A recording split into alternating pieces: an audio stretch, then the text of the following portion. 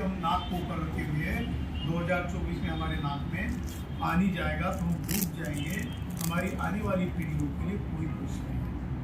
यही बात संबंध संगीत है। इसीलिए संबंध संघ का एक ही आह्वान है कि भाई इकट्ठा बैठो, एक जगह पे आओ। आप कितने भी बड़े होगे लेकिन संघ में इकट्ठा बैठो, क्योंकि हमारे गुरु जो सब महान संबंध संगी बुद्ध हुए, सम्राट अशोक हुए, कबीर हुए, ज्योतिराव फुले, सावित्रीबाई फुले, पेरियार हुए, बिरसा मुंडा हुए, ये सारे लोग ऐसे, गुरु नानक हुए, गुरु नानक की जयंती। तो ये सारा कुछ इसीलिए हुआ क्योंकि इन्होंने ग्राउंड लेवल पे काम किया। हमारा यही रिक्वेस्ट है सारे लोगों से कि आप आपके संगठन में काम करते हो तो बहुत बहुत अच्छी बात है, लेकिन आप अलग अलग रहने से, काम करने से आपको रिजल्ट नहीं मिला और ये रिजल्ट खत्म होने का आखिरी दिन आ रहा है। अगर अभी नहीं जागोगे तो कभी नहीं जागोगे। आप ये सोचो कि मैं तो गुजर गया हूँ, मेरा लाइफ अच्छा है, लेकिन मेरे बच्चे का पीढ़ी, मेरे बच्चे का क्या होगा लाइफ में? क्योंकि उसको नौकरी नहीं है, उसको सिविल राइट्स नहीं रहेंगे, तो कॉन्स्टिट्यूशन नहीं रहेगा, फंडामेंटल राइट्स नहीं रहेंगे, right to decision state policy नहीं रहेगी, तो क्या होगा अगली जनरेशन? मैं मेरे लिए नहीं तो मेरे आगे आने वाले जनरेशन के लिए जीना चाहता हूँ, तो मुझे इकट्ठा होना। इसी थीम पर हमने 5 दिसंबर को यहाँ पर एक प्रोग्राम रखा है चैत्यभूमि में। ताई एक ऐसी महान उपासिका है, दानचूर है, उन्होंने खुद के इससे स्टॉल ले लिया है और स्टॉल इतना बड़ा है कि 200 लोग वहाँ पर बैठते हैं। तो वहीं पे 5 दिसंबर को हमने यहाँ के करीब अभी तुषार जी है, बाकी लोग भी है, तो कम से कम 150-200 लोगों को हम करा। अब रही बात, हम पैसा तो लेते नहीं किसी से, है ना? अगर पैसा कम पड़ता है तो फिर बाद में संघ के जितने जो स्पोक लोग हैं, जो संघ को समझे, वो अपने जेब से डाल के जितना भी लॉस है वो भर देते हैं, लेकिन हम किसी को मांगते नहीं। तो वहाँ पर आता है, समझो अभी 5 तारीख की होगी, खाना देना पड़ेगा, उसका ये किराया तो बहन जी ने दिया है, अभी वहाँ पे पोस्टर्स, बैनर्स, फ्लेक्स वगैरह रखना है, तो इसके लिए कुछ खर्चा लगेगा। तो इसलिए हम हो सकता है 100 रुपये या 110 रुपये पर हेड का फी रखेंगे। जो लोग सही में कार्य करता है उनकी फीस हम भी भर सकते हैं, तो खर्चा खुद करना है। और शाम को जब आप उठोगे तो शाम को हम खर्चा दे देते हैं, भाई इतना कलेक्शन हुआ, ये ऑनलाइन पेमेंट है। जैसे दिल्ली में समझ के 10,000 लोग आ रहे हैं 12 फरवरी को, तो 310 रुपये देना है सिर्फ। उसमें खाना है, ब्रेकफास्ट है, आपको ऐसा एक किट मिलेगा, उसमें किताब मिलेगी और बाकी का दिन भर का पानी और खाना मिलेगा। इतना खर्चा आता है। शाम को आप जाओगे तो भाई इतना 20 लाख रुपए हाल का, 3 लाख रुपए खाने का, इतना हुआ 10,000 रुपये खर्चा दे देंगे शाम को अकाउंट को। किसी के कोई खाता नहीं, कोई रजिस्ट्रेशन नहीं है, इसमें सब ठीक है। तो ये थीम पे हम लोग काम कर रहे हैं पिछले 18 महीने से। डेली मीटिंग होती है, आज भी अभी मीटिंग शुरू हो गई हम स्पोक लोगों की, 8 से 11 तक हर दिन मीटिंग रहती है। उसमें 250-300 लोग हर दिन जुड़ते हैं नॉन स्टॉप। सैटरडे को शनिवार को, जो बुद्ध ने कहा था ना, बच्चे लोग इकट्ठा होते थे, तो हर शनिवार को ये लोग इकट्ठा होते थे। तो शनिवार को 500 प्लस लोग आते हैं और सारे social media, Facebook, YouTube, zoom और इंस्टा देखकर करीब 1,000 या 1,700 तक, ज़्यादा से ज़्यादा एक दिन 1,700 लोग जुड़े थे। इतनी संख्या में 18 महीने तक। और अपने बहनों की, बच्चों की अस्मिता और जान बचाने के लिए विकल्प एक ही नजर आता है, केवल जोड़ना। क्योंकि हम देखते हैं कि संघ नहीं था अस्तित्व में, वो तो विलुप्त हो चुका था, अभी उसे पुनर्जीवित कर रहे हैं। जब तक हम संघ में नहीं आ रहे थे तब तक हमारे सारे अधिकार हम देखते रह गए और जाते रहे। हमारी बहनों की अस्मिता यूं ही जार होती रही, हम देखते रहे, लड़ भी नहीं पाए। बच्चों की पढ़ाई, एजुकेशन, हमारी इकोनॉमी, सब कुछ खतरे में है, हम कुछ नहीं कर पाते, बहुत बिखरे हुए हैं। 29 लाख संगठनों में बिखरे हुए, जिनको अब एकजुट करना किसी एक संगठन के लिए संभव नहीं है, क्योंकि सभी संगठन पद, प्रतिष्ठा, मंच, माला और पैसा, इस कारण से कुकुर होते की तरह उड़ते जा रहे हैं। तो समाधान एक ही समझ आता है कि जब तक हम संघ में सब एक साथ एक बड़े छत्र के नीचे नहीं आ जाते, एक संघ परिवार से नहीं जुड़ जाते, तब तक हम कोई लड़ाई अब नहीं जीत पाएंगे। तो तो संघ 10 नियमों पर चलता है, जिसमें सबसे पहली प्राथमिकता संघ में शामिल केवल समण होंगे, SC, ST, OBC, माइनॉरिटीज, केवल समण। कोई जाति की प्रैक्टिस नहीं होगी कि आप दूसरे जाति के हैं, महार है, जमात है, ये जाति की प्रैक्टिस कतई संघ में नहीं होती। इवन धीरे धीरे हम समण बहन भाई अपना सरनेम भी लगाना छोड़ दे रहे हैं, अपने नाम के आगे समण लिखते हैं। फिर संघ कभी राजनीति में नहीं जाएगा। ऐसा इसलिए क्योंकि राजनीति में संघ से लोग जा सकते हैं, फिर वो संघ के सक्रिय कार्यकर्ता नहीं रहेंगे। वो संघ के समण तो रहेंगे, संघ के सदस्य रहेंगे, पर सक्रिय कार्यकर्ता संघ के नहीं रहेंगे। और संघ कभी चंदा पर्ची ये नहीं काटता। आप जहाँ कहीं भी संगीति होगी, आप अपना खर्चा स्वयं करेंगे अपने ऊपर, और आपके खाने का खर्चा आप स्वयं देंगे। जो मिनिमम चार्जेस होते हैं वो संघ कभी चंदा पर्ची नहीं काटता। ना ही आपके यहाँ कोई संघ से व्यक्ति चंदा लेने आएगा। यदि आता है तो आप संघ को सूचित करिए, वो संघघात होगा। संविधान हमारा नेता होगा, दूसरा कोई। और संघ के आदेश की अनुपालना हर व्यक्ति को करें। संघाधिशेष जो करता है उसी संघ में कभी वापस नहीं लिया जाता। और संघ के जो 10 अमात्य नियम है, आप यहाँ देखते हैं, ये 10 अमात्य नियम,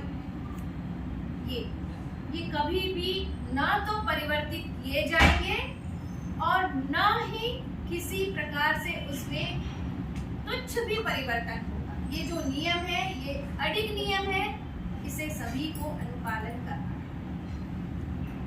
और ये जो नियम है वो विनय का आधार है। ये संघ की जड़ है जो हमको जोड़ के रखे। यदि इन नियमों में हम परिवर्तन करने की कोशिश भी करते हैं, इसका मतलब हमारी विचारधारा फ्लक्चुएटिंग है। तो ये हमारी विचारधारा को एक सशक्त रूप ये नियम देते हैं। और संघ में जो उपस्थित होते हैं हमारे बहनें, उनको बहन जी, और पुरुषों को सर, ये 2 ही संबोधन है। तीसरा एक जवाबदारी है जो स्कोप की होती है। जब आपको संघ समझ में आ जाता है, संघ के ये 10 गोल्डन नियम समझ आ जाते हैं, तभी आप मैं स्पोक बनना चाहता हूँ संघ से कहते हैं, तो आप स्पोक बन जाते हैं। और वो एक जवाबदारी। स्पोक बनने के बाद आप लोगों को जुड़ने और जोड़ने का कार्य शुरू करना। और इसके बाद खटके सर आप समझाएं। संगमनवाल बहन जी, बहुत बहुत शुक्रिया। हम लोग जैसा बाबा साहब ने भारत के संविधान में आर्टिकल 14 में लिखा है, इक्वालिटी बिफोर लॉ, कानून के सामने सभी लोग एक हैं। ना कोई ऊपर बैठेगा ना कोई, ये भी तो मुझे यहाँ पर थोड़ा सा अटपटा महसूस हो रहा है कि हमको यहाँ पे लिखा है। तो ये है, बात ऐसी है कि बाबा साहब ने जो आर्टिकल 14 में जो लिखा है कॉन्स्टिट्यूशन में, उसमें इक्वालिटी है। और बाबा साहब हर चीज़ को महिलाओं को ज़्यादा तवज्जो देते थे। बाबा साहब ने 1942 में नागपुर में जो अधिवेशन बुलाया था शेड्यूल कास्ट फेडरेशन का, उस वक्त कहा था कि I measure the progress of the community by the degree of the progress of women as a. मैं उस समाज, किसी समाज की उन्नति या प्रगति इससे मानता हूँ कि उसमें महिलाओं ने कितनी प्रगति की है। यही बात बुद्ध से की थी बाबा साहब ने, क्योंकि बुद्ध का प्रसेनजीत राजा के साथ डायलॉग हुआ था। बुद्ध ने जब महाप्रजापिता गौतमी को संग में लेना था तब भी ये बात कही थी।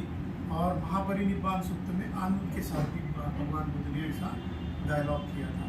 इसीलिए हम महिलाओं से शुरुआत करते हैं, महिलाओं को रिस्पेक्ट करते हैं। दूसरी बात है, बाबा साहब खुद कहते हैं कि किसी संघ में, संगठन तो अलग बात है, संगठन में अध्यक्ष, उपाध्यक्ष, सचिव, वही स्ट्रक्चर होता है कि मैं अध्यक्ष बनूंगा तो मुझे सेंट्रल की चेयर चाहिए, मुझे रिस्पेक्ट चाहिए, मुझे माला चाहिए, मंच चाहिए, अगर मुझे उधर बिठा दिया तो मैं बैकवर्ड करूँगा वगैरह।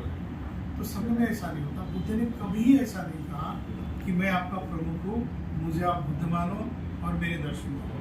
लोग उमड़ कर जाते थे क्योंकि बुद्ध ऐसे मित्र थे, वो कल्याण थे और वो महाकारुणिक थे। महाकारुणिक को नाथो हिताय सब पानी में पूरे पापा।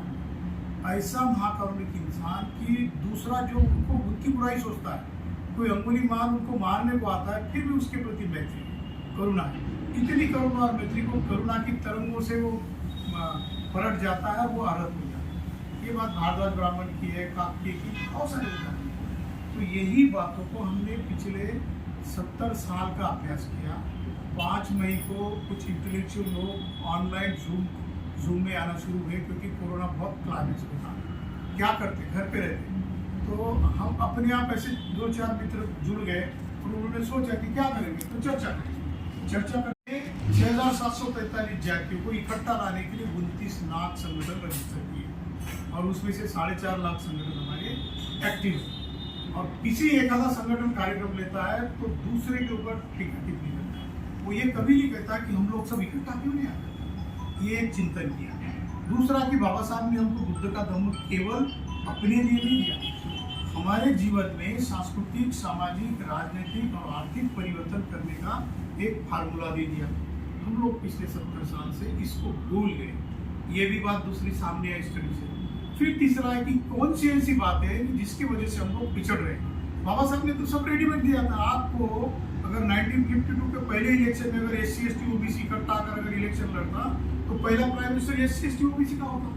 लेकिन पिछले 70 साल में कितने हमारे प्राइम मिनिस्टर बने, कितने हमारे प्रेसिडेंट बने। एक नाम के लिए कर दिया शेड्यूल कास्ट का, 2 कर दिए और एक ट्राइबल का भी कर दिया, लेकिन वो भी रबस में आप कर दिया। तो सारा कुछ है, जैसा कि बुद्ध कहते हैं कि दूसरा कोई जिम्मेदार नहीं होता मेरी प्रगति और उन्नति के लिए, तो मेरे लिए मैं ही जिम्मेदार हूँ।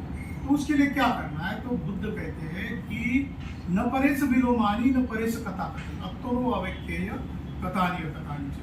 दूसरा क्या करता क्या नहीं करता इसके ऊपर ध्यान मत दो, इसके ऊपर ध्यान मत दो। मैंने मुझको कितना दुरुस्त करना है और कितना अच्छा रखना है, इसके ऊपर अगर आप ध्यान दोगे तो दुनिया आपको बदली सी नजर आएगी। ये सारी बातें ये 10 गोल्डन रूल में, जो कि रूल भगवान बुद्ध ने संघ के रूल बनाए। बुद्ध बहुत स्ट्रिक्ट भी हुआ करते थे। एक आधे भिक्खु ने अगर संघ का एक भी नियम अगर नहीं पाला होता तो उसके लिए पातिमोक्ष लगता था। पातिमोक्ष यानी संघ की मीटिंग लगती थी। राजगुरु में पहली संगीति लगी थी पातिमोक्ष की, और जिन भिक्खुओं ने इसका वायलेशन किया उसको संघ से निष्कासित कर दिया। बुद्ध को भी, क्योंकि संघ बुद्ध से पहले, बुद्ध को भी संघ से निकाल दिया था। हम बुद्धानी धम्म में देखते हैं कि बुद्ध ने युद्ध का विरोध किया था, इसीलिए बुद्ध को निष्कासित कर दिया। तो ये संघ है, ये बहुत बुद्ध से पहले भी बुद्ध ने उसको मॉडिफिकेशन किया। वही सारी बातें हमारे बाप ने, डॉक्टर बाबा साहब अम्बेडकर ने करीब 40 साल तक पढ़ी। उनका तो एक ही जैसा जहाज जब जाता है ना समुद्र से, तो किसी बर्फ का ये देखते हैं कि कहीं बर्फ तो नहीं है, तो बर्फ का बूंद ऐसा होता है समुद्र में, वो 10% ही दिखता है, 90% नीचे होता है। टाइटैनिक पिक्चर देखी होगी आपने, वो ऐसा ही है। तो जो संघ है कि बाबा साहब की पर्सनालिटी है, हमको सिर्फ 10% दिखाई देती है। वो बोधिसत्व थे, सिर्फ उनके सिर के ऊपर चीवर नहीं था, अदरवाइज वो मंक से भी एक्सपर्ट थे। तो इतना दुनिया का नंबर और मोस्ट जीनियस को दुनिया का सबसे होशियार आदमी, सबसे इंटेलिजेंट आदमी, economic, sociologist, anthropologist, religious leader, constitutional expert, legal editor, सारा कुछ थे। लेकिन हमने पिछले 70 साल में हमारे पद, पैसा, प्रतिष्ठा और अहंकार और मंच और माला की वजह से सब कुछ हो गया। तो बाबा साहब रिवोल्यूशन और काउंटर रिवोल्यूशन में कहते हैं कि आप गलत रास्ते पे जाने की संभावना। हम बने तो बुद्धिस्ट है, सर्टिफिकेट वाले, आचरण वाले बुद्धिस्ट भी बने। तो इसीलिए हमको बुद्ध के धम्म का, संघ में रहना है और धम्म का आचरण करना है। और किसी भी साथी को कम या छोटा या बड़ा नहीं है। अगर हजारे सर बहुत बड़े लैंडलॉर्ड है, बिलियनियर है, लेकिन वो हमारे बगल में बैठे हैं, ताई है, ताई ने आज कार्यक्रम आयोजित किया है, हमको सर्व कर रहे हैं सारा कुछ, यहाँ पर अहंकार जरूर है। तो बाबा साहब कहते हैं कि पद जो है, किस पद में हो आप, जब आप संघ में बैठते हो तो आप इक्वल हो। पैसा आपके पास कितना है कोई मायने नहीं रखता, आप जगह पे बैठते हो। प्रतिष्ठा आपकी कितने, समाज में कितने लोग पहचानते, वो भी यहाँ पर मायने नहीं रखता। और अहंकार भी अपना, बड़े होंगे आप तो काम कुछ नहीं, आपको इकट्ठा होगा। इससे होता क्या है, तो बुद्ध कहते हैं कि इससे होता क्या है। बुद्ध को किसी ने एक क्वेश्चन पूछा था, भगवंत आप इतने महान हो, प्रसेनजीत राजा, अजातशत्रु राजा, इतने महान सम्राट आते हैं और प्रसेनजीत राजा तो भगवान बुद्ध के पैर चूमता था। तो कहते हैं कि भगवान आप इतने बड़े महाराजा को सलाह देते हो, नमस्कार करके जाते हैं, वंदना करते हैं, आपके चले जाते हैं, फिर भी आप नीचे क्यों बैठते हो। तो बुद्ध का मुस्कुराया, बड़ा अच्छा आंसर दिया। बुद्ध कहते हैं कि देखो उपासक, मैं इसीलिए नीचे बैठता हूँ कि नीचे बैठने का एक फायदा ये है कि वहां से आदमी गिरता नहीं है। देखो तुम कुर्सी में बैठोगे, किसी पैर टूट गया तो गिरने की संभावना है। तो ये से केवल गिरने की बात नहीं करे थे, वो कहते थे कि मेरा अहंकार मैंने जमीन के ऊपर है, तो मैं ग्राउंड लेवल पर अपने आप को रखता हूँ। और अकेले ऐसे धम्म प्रचारक थे कि जो लोगों के घर जाते थे, जब वो कपिल वस्तु गए तो इसके लिए सबसे पहले इकट्ठा मेरे मन में हर महीने में एक स्पोक हाउस लगता है, पार्लियामेंट लगता है, एक सभा की स्पीकर होता है, उस स्पीकर को एड्रेस करके मैं मेरा रेजुलेशन डाल ले आता हूँ कि भाई संघ का रूल ऐसा ऐसा होना चाहिए। मुझे ऐसा लगता है कि यूथ लोगों को जोड़ना चाहिए, लड़कियों को जोड़ना चाहिए क्योंकि ताकतवर काम करते हैं। तो मैं रखता हूँ संघ के सामने वो एजेंडा, उस एजेंडे पर सारा वो विचार करता है और फिर अगर बहुमत से 51% से हो गया तो वो नियम बन जाता है। ये पूरा का पूरा भगवान बुद्ध ने जो बनाया और जो कॉन्स्टिट्यूशन असेंबली डिबेट में बाबा साहब ने जो लाया, उसी का एक प्रतिरूपण कहते हैं। इससे बेहतर अगर किसी के पास है तो ले आओ, हम उनको उनके साथ काम करने होता है। अगर नहीं है तो यहाँ पे कोई मुखिया नहीं है, कोई अध्यक्ष नहीं है, कलेक्टिव डिसीजन होती है। मैं अकेला अपना इधर बैठा हूँ तो मैं बिल्कुल नहीं, मैं संघ के सामने बोलूंगा, हजारे सर ऐसा ऐसा मेरे मन में है, अनुराधा ऐसा ऐसा करना है, आप पूछेंगे सबको आपका क्या राय है बताओ, हर एक को पूछा जाएगा। अगर बोलेगा मैं इससे सहमत नहीं हूँ, ये अगर 51% हो जाता है तो मेरा प्रस्ताव खारिज होता है। अगर सारे लोग बोलते हैं कि ये तो बहुत ही बड़ी है, बहुजन हिता है, बहुजन सुखा है, लोकानुकूल, उसको एक्सेप्ट किया। तो यही नियम हम लोगों को बता रहे हैं, इसलिए 1-to-1 भी बता रहे हैं और हर दिन मीटिंग भी लगती है और संगीतियाँ लगनी शुरू हो गई। लखनऊ में 300 डॉक्टर आए थे, इंडिया के अम्बेडकर डॉक्टर, उन्होंने 26 दिसंबर को संगीति लगाई थी 2021 में। पानीपत में संगीति लगी थी, नागपुर में नागलोक में संगीति लगी थी, दीक्षा होकर संगीति लगी थी। हर जिले में यूपी, एमपी, राजस्थान, बिहार, यहाँ पर तो हजार लोग आते हैं। आज भी कल संडे को 2000 लोगों की संगीति है। तो ऐसा ही है, पैसा खुद इकट्ठा करो, अपने लिए खर्चा करो। अगर एक किताब छपवानी, इसकी कीमत क्या पता है? इसकी कीमत खर्चा लग गया प्रिंटिंग का, डिजाइन का 13 रुपये 60 पैसे। तो हमने इसको 13 रुपये के जगह पे 1 रुपया पोस्टेज का रखता है, इसलिए इसकी कीमत 15 रुपये होती है। No profit no loss. तो हम फ्री में भी नहीं देते, अगर कोई चाहता है, दोस्त है तो उसको देते हैं, ठीक है मैं दे दूँ। लेकिन आपको अगर 100 किताबें दी तो क्योंकि क्या होता है, फुकट में मिला ना, किताब पे नहीं पड़ता। 15 रुपए कितने बजे दो दोस्त अगर इकट्ठा होते हैं ना तो चाय पी जाते। तथागत बुद्ध का, बाबा साहब का पूरा ज्ञान, उसकी पूरी थ्योरी, लोगों को इकट्ठा लाने की थ्योरी सिर्फ 15 रुपये। तो ये लेना है आपको, जिसको देना है दे दे, नहीं देना है तो हम मुफ्त में, क्योंकि मैंने तो डिसाइड किया कि मेरा बचा हुआ रिटायर्ड लाइफ है, मैं सिर्फ संघ के लिए काम करूँगा। क्योंकि मेरे बाप ने, मेरे पिताजी ने, बाबा साहब ने अपने 4 बच्चे खोए थे। 3 बच्चे के वक्त तो बाबा साहब हाजिर उपस्थित नहीं थे। लंदन का घर का मैं ऑफिसर और स्पेशल ड्यूटी था, और रमेश नाम का एक लड़का 1921 में मरा। तो बाबा साहब 1 महीना होगा चले गए। रमाई ने 1 महीना खत ही नहीं लिखा कि बाबा साहब को जाने में 1 ही महीना हो गया, कैसा बताऊँ, वो वापस आएंगे, उनकी पढ़ाई नहीं होगी तो समाज का काम कैसे करेंगे। तो माऊली 1 महीने के बाद लिखती है, वहाँ से बोधिसत्व लिखता है कि रमा तू एक काम कर, अभी ये तो हमारा रमेश नहीं रहा है, क्या रमा तुम 9 करोड़ रमेश की माँ बनने को तैयार हो? रमा तुमको ये माँ बनना पड़ेगा। वो बेचारी रमा इतनी, उनको टीबी हुई थी, बहुत सारे दमा था, कुछ ही नहीं बताती, कुछ भी नहीं बताती, डरी डरी से रहती थी कि मेरे पति को क्या होगा। लेकिन अंदर ही अंदर कोसती रही, और वो इतनी प्यारी सी पत्नी भी बाबा साहब ने बोली, 4 बच्चे, और टोटल बाबा साहब के फैमिली के 12 मेंबर को मरते हुए भीमराव बाबा साहब ने देखा। आपके फैमिली में ऐसा कोई हादसा होता है? फिर भी, और संविधान लिखते वक्त भी लोग उसका विरोध करते थे, लेकिन एक भी शब्द कॉन्स्टिट्यूशन में बता दो कि उन्होंने किसी ब्राह्मण के खिलाफ लिखा हो, किसी ओबीसी के खिलाफ, किसी क्षत्रिय के खिलाफ लिखा हो, बिल्कुल नहीं।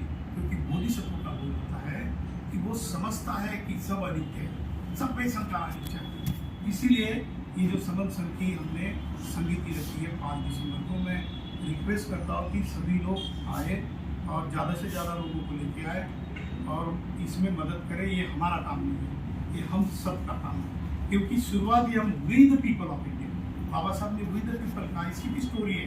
वी द पीपल का वोटिंग हुआ, वो हिंदू लोग बोल रहे थे बैरिस्टर जयकर और मुंजे कि ईश्वर के नाम से चाहिए, और रहमतुल्लाह बोल रहे थे कि अल्लाह के नाम से होना चाहिए, और क्रिश्चियन पेपर था वो गया था गॉड के नाम से। बाबा साहब खड़े रहे, आधा घंटा बोले तो सारे लोग बाबा 68 वोट मिले बाबा साहब के वी द पीपल को शुरुआत करने के लिए, और गॉड को, ईश्वर को 42 मिले। तो ईश्वर, अल्लाह और गॉड उस दिन हार गया, वी द पीपल जीत गया, क्योंकि बाबा साहब की सोच थी। ये सोच अगर आप चाहते हो कि बरकरार रहे तो कोई दूसरा बाबा साहब नहीं है। और बचा ही कितना है हमारा लाइफ, अभी तो 40, 50, 30, 35 के हम हो चुके हैं। 30 साल का हम प्लान करते हैं, हम तो 20 ही साल का करेंगे। तो ये प्लान करना है, नियम का पालन करना है, ये एक कार्यक्रम है। दूसरा, एक नागपुर के डॉक्टर लोगों ने और इन्होंने एक बहुत बढ़िया प्रोग्राम किया है। उनका कहना है कि बाबा साहब अकेले जय भी मारो के लिए, बाबा साहब सारे देश के लिए, विश्व के, इसलिए उन्होंने #ब्लड फॉर बाबा साहब ऐसा एक ट्रेंड निकाला है। और चैत्य भूमि के दिन 6 दिसंबर को हम विश्व के 6 देशों में, भारत के 4 राज्यों में और करीब 12 से 15 महाराष्ट्र के जिलों में हम लोग सवेरे 5-6 बजे से लेकर और शाम तक 6 दिसंबर को ब्लड डोनेट करेंगे, क्योंकि हमारे लिए बाबा साहब ने अपना खून लगाया था, अपना ब्लड जो पूरा सोख दिया था। इसीलिए मैं चाहता हूँ कि मैं मेरा ब्लड बाबा साहब के लिए दे दूँ। हो सकता कोई उच्च वर्णीय वो ले ले, हमारी इतनी मैत्री है कि बाबा साहब मेरी नहीं है, बाबा साहब इस देश के, इस दुनिया के, इसीलिए #ब्लड फॉर बाबा साहब। तो इसका कैंप भी हमारे स्टॉल पे रहेगा। तो ये दूसरी रिक्वेस्ट हम आपको करते हैं। बस इतना ही मुझे कहना, मैं बहुत बोल रहा हूँ, डॉक्टर साहब को जाना है क्योंकि उनका क्लिनिक है। ये ऐसे इंसान है, इनके 3 क्लिनिक थे, लेकिन समाज को इतने बिल्कुल अर्पित कर दिया उन्होंने, 3 क्लिनिक का एक ही क्लिनिक रह गया, उसके ऊपर भी कर्जा है, फ्लैट भी के ऊपर भी कर्जा है, लेकिन फिर भी कभी भी बुलाओ रेडी रहे, कहीं भी जाओ। तो ऐसे लोगों की जरूरत है बहन जी हमको। आप सभी बहनें मुझसे ज़्यादा जानकार हो, क्योंकि महिलाएं जब प्रैक्टिकल काम करती है ना, तो लोग पीछे, आदमियों को, पुरुषों को पीछे छोड़ देते हैं। बाबा साहब का यही सपना था कि मेरे समाज के लिए, मेरे देश की सारी महिला आगे आए और देश संभाले। तो मैं सारी बहनों को रिक्वेस्ट करता हूँ कि ये जो मैंने कहा, इसके ऊपर आप सोचें। ये ब्लड भी देना है, जिसकी हालत है, इसकी नहीं है कोई बात नहीं, लेकिन यंग लोगों को तो हम रिक्वेस्ट करेंगे ही करेंगे। तो इसका बैनर भी लाए, एक बैनर है,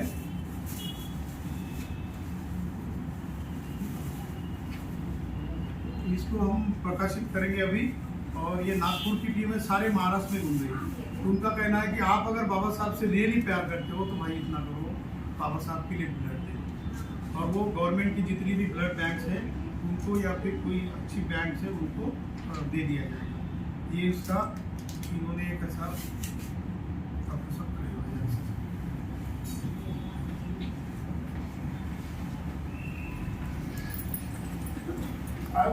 अगला बन जाएगा।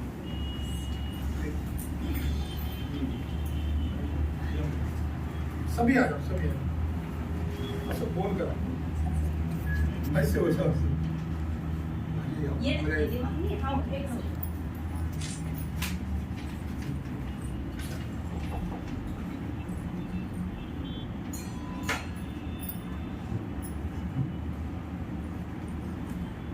सर आ जाओ, मैं खींचता हूँ। बिट्टू घे ना, तुम्ही पण या. बिट्टू घे ना.